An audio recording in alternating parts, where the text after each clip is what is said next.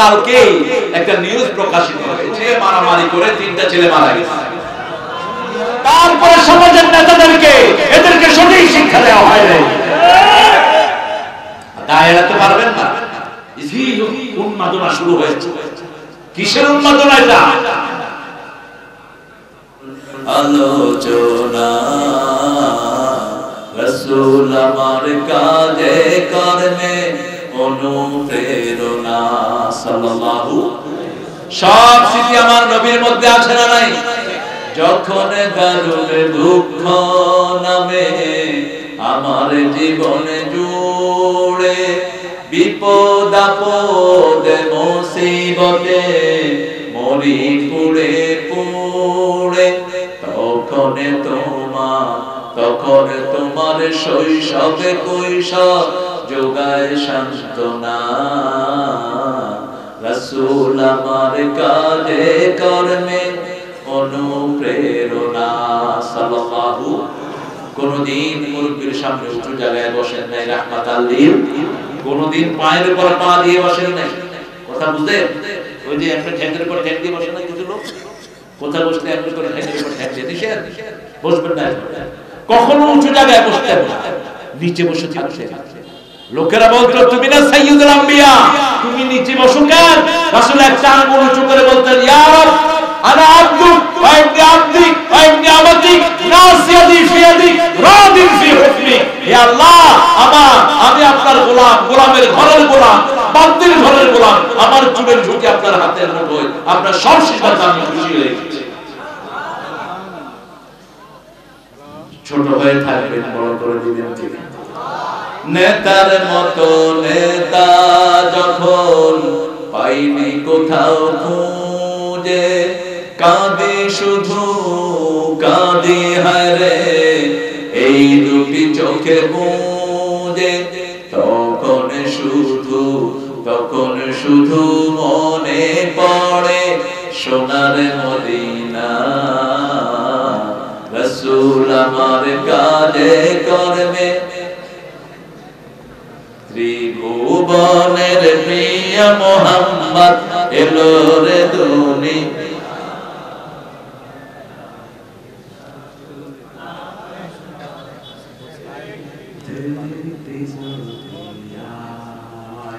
সিরাজগঞ্জের দুধে কোনো শক্তি না, এত আস্তে আসলে লক্ষ লক্ষ মানুষ, কোনো আওয়াজই নাই। একটু জোরে বলেন, কি সুন্দর লিখেছেন আমাদের জাতীয় কবি, আলহামদুলিল্লাহ বলেন। মদিনায় যেতে মন কাঁদে তো মন। মদিনায় যারা যেতে চায়, মদিনার জন্য যারা দোয়া করে, তাদের গুনাহগুলো আল্লাহ মাফ করে দেয়। রাসূল মদিনার বাসীর জন্য দোয়া করেছেন। ওমর ফারুক দোয়া করতেন, আরজুকনি শাহাদাতান ফি সাবিলিক, হে আল্লাহ আপনার রাস্তায় শহীদ করেন। শহীদ হতে রাজি আছেন না? না, আর তুমি দেখার না।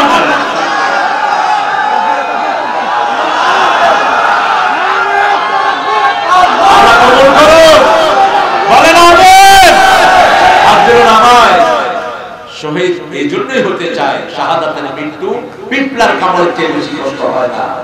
রাসূল বলেছেন সাল্লাল্লাহু, যারা খালেস নিয়তে আল্লাহর কাছে শাহাদাত চায়, বিস্তার শুয়ে বলল আল্লাহ তাকে শাহাদাতের মর্যাদা দিবেন।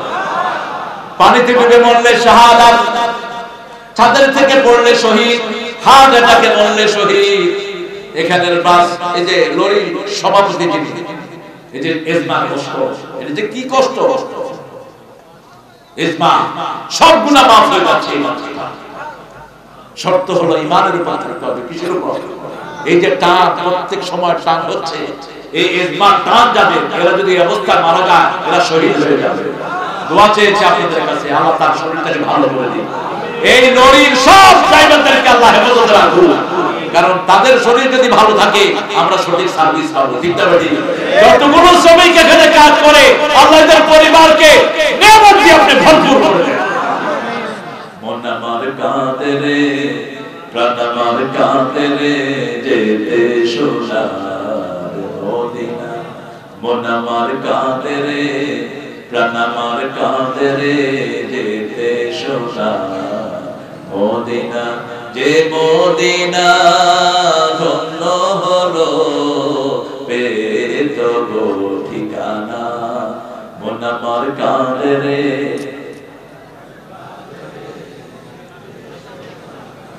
ইউসুফ পেতে জুলেখা কাঁদে সারা কেঁদেছে ইব্রাহিম তরে সবারে সব রূপে মহান আল্লাহ তোমায় দিয়েছে ঘরে যা আমি করতে চাই যা আমি ধরতে যাই মনে বাজে তাই মদিনা মন আমার কাঁদে রে প্রাণ আমার কাঁদে রে যেতে সোনার আল্লাহ আমাদেরকে মদিনায় মৃত্যু দান করুন আমিন আর চিৎকার করে বলি আমিন রাসূল মাগফিরাতের দোয়া করেছেন খালেস করে যদি দোয়া করেন এখানে মরলেও মদিনার সাথে লাইন করে দিবেন কে আল্লাহ এজন্য কোরআন রেগুলার পড়বো রাজি আছি তো ছেলেকে কোরআন পড়াবো মেয়েকে কোরআন পড়াবো গতকালকে একটা নিউজ প্রকাশিত হয়েছে আর্জেন্টিনা ব্রাজিলের গ্রুপে মারামারি করে 3টা ছেলে মারা গেছে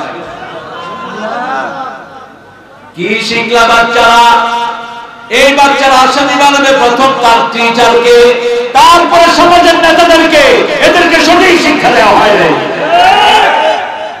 তা এড়াতে পারবেন না স্কুলে কি শেখানো হয় স্কুলে কি পড়ানো হয় একটা সালাম পর্যন্ত সবাই করে শেখানো হয় না বাচ্চারা শিখবে কোথা থেকে কোমলমতি বাচ্চারা চিন্তা করছে এদের জন্য দান দিতে পারলে আমি একটা কিছু হয়ে গেলাম অথচ এই ব্রাজিল এবং আর্জেন্টিনা দুই দেশের এক দেশে আযান বৈধ নয় যদি আযান দেওয়া যায় না মুসলমানদের দেশ নয় আমরা এদের জন্য দান দিচ্ছি এক এক পতাকা দেখছেন এত বড় পতাকা বোধ আর্জেন্টিনাতেও নেই কি উন্মাদনা শুরু হয়েছে কিসের উন্মাদনা এটা এগুলোতে ইহুদিরা এগুলো জুয়া ভরে দিয়েছে জুয়া এগুলো এই খেলার ভিতরে শত্রুতা পয়দা হয় এগুলো থেকে আমাদেরকে বারণ থাকতে হবে ঠিক না ঠিক আমাদের নামাজ রোজা থেকে গাফেল করার জন্য এগুলো ফাঁদ পাতা হয়েছে মুসলমান কখনো আযান শুনলে অন্য কিছুতে যাবে না আযান শুনবো কোথায় যাব মসজিদে যাব আযানের দিকে সালাতের দিকে ঠিক না ঠিক আযান হলে দুনিয়ার কোনো কাজ চলে যাবেন মসজিদে তাহলে আপনার দুনিয়াও খুশি আখিরাতও দুনিয়াকে সুন্দর করে দিবেন কে আল্লাহ সুন্দর করে দিবেন আল্লাহ রাব্বুল আলামিন বলেন তোমার কিতাবকে তুমি ভারী করো সকাল বেলায় উঠে মুখের দিকে তাকিয়ে থাকে সমস্ত অঙ্গ প্রত্যঙ্গ রাসূল সাল্লাল্লাহু আলাইহি ওয়াসাল্লাম বলেন মুখ যা পড়ে অঙ্গ তা স্বীকার করে মুখ যখন বলে লা ইলাহা ইল্লাল্লাহ ওয়াহদাহু লা শারীকা লা লাহুল মুলকু ওয়া লাহুল হামদ ওয়া হুয়া আলা কুল্লি শাইইন সমস্ত অঙ্গ প্রত্যঙ্গ বলে তুমি যে সাক্ষী দিচ্ছ আমরা সবাই তোমার সাথেই আছি আর যখন মুখ থেকে আল্লাহর কোন প্রশংসা বের হয় না অঙ্গ প্রত্যঙ্গ গুলো তার বিরুদ্ধে চলে যায় এজন্য ঘুম থেকে উঠে কাকে ডাকবো আল্লাহকে ডাকবো আমরা কোরআন শরীফ পড়বো যখনই মন খারাপ হয় কারণ কোরআন পড়লে হেদায়েত পাবেন কোথা থেকে পড়বেন ফাকরাউ মা তায়াসসারা মিনাল কোরআন যেখান থেকে সহজ ওখান থেকে পড়েন সূরা ফাতিহা পড়েন কয়টা আয়াত কয়টা 7টা পালন করবেন 7টা জাহান্নাম হারাম হয়ে যাবে এটাই মানে অন্য কোন দিকে যাওয়ার দরকার নাই এরপরে কোরআন শরীফ পড়লেই রহমত নাযিল করেন কে শরীর খারাপ লাগছে আগে কোরআন পড়েন তারপরে ওষুধ খান আগে কোরআন পড়েন তারপরে ডাক্তারে যান দেখবেন কত তাড়াতাড়ি ভালো হয়ে যাবে অনেক অসুস্থতা আছে শুধু কোরআন তেলাওয়াতেই ভালো হয়ে যায় ঠিক না ঠিক যেমন রাসূল যখন খারাপ অনুভব করতেন 3টা সূরা পড়ে তিনি মুখে ফু দিতেন কুল হুয়াল্লাহু কুল আউযু বিরাব্বিন নাস এই 3টা সূরা পড়ে হাতে ফু দিয়ে মুখটা মুছে দিতেন বাস শান্ত থাকতেন আবার এই 3টা সূরা যারা পড়ে চারিদিক থেকে আল্লাহ তাদেরকে ফেরেশতা দিয়ে পাহারা দিয়ে দেয় চারিদিক থেকে ফেরেশতা ঘিরে থাকে আমাদের দুনিয়ার যত বড় প্রেসিডেন্ট হোক সামনে পিছে প্রটোকল থাকে সামনে এবং পিছে খুব বেশি হলে উপরে দিয়ে হেলিকপ্টার করে কিন্তু যারা 3বার এই 3 কুল পড়বে উপরে নিচে ডানে বামে সামনে পিছনে চারিদিক থেকে ফেরেশতা তাকে ঘিরে রাখে দুনিয়ার কোন বিপদ মুসিবত তার কাছে আসতে পারে পড়েন সুবহানাকা আল্লাহুম্মা ওয়া বিহামদিকা আশহাদু আন লা ইলাহা ইল্লা আনতা আস্তাগফিরুকা ওয়া আতুবু ইলাইক আমার 12টা বাজছে আপনাদের কথা হ্যাঁ